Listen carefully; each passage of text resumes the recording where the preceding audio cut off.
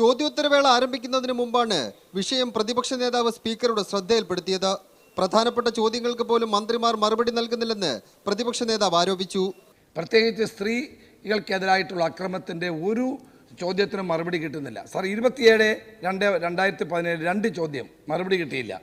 Sir ഇന്ന് എൻ്റെ കയ്യിലുള്ള ഈ ഫ്ലാഗ് ചെയ്ത എല്ലാം ഒരു മറുപടിയും കിട്ടുന്നില്ല സാർ. ഇതോടെ ചോദ്യങ്ങൾക്ക് മന്ത്രിമാർ കൃത്യമായി മറുപടി നൽകണമെന്ന് സ്പീക്കർ റൂൾ ചെയ്തു. ചോദ്യങ്ങളുമായി ബന്ധപ്പെട്ട ഉത്തരങ്ങൾ യഥാസമയം ലഭ്യമാകുന്നതിന് ബഹുമാനപ്പെട്ട മന്ത്രിമാർ കൂടുതൽ ശക്തമായ ഇടപെടൽ നടത്തേണ്ടതുണ്ടെങ്കിൽ നടത്തേണ്ടതാണ്. സർക്കാർ ഉദ്യോഗസ്ഥർ ഔദ്യോഗിക വാഹനം ദുരുപയോഗം ചെയ്യുന്നത് ശ്രദ്ധയിൽപ്പെട്ടിട്ടുണ്ടെന്നും ഇതുമായി ബന്ധപ്പെട്ട് 2016-2017 കാലയളവിലെ 31 പരാതികളിൽ ധനകാര്യ പരിശോധനാ വിഭാഗം അന്വേഷണം നടത്തുകയാണെന്നും EK വിജയന്റെ ചോദ്യത്തിന് ധനമന്ത്രി തോമസ് ഐസക് മറുപടി നൽകി.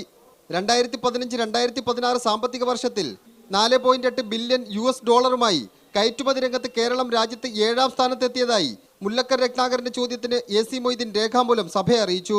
മീഡിയ 1 തിരുവനന്തപുരം.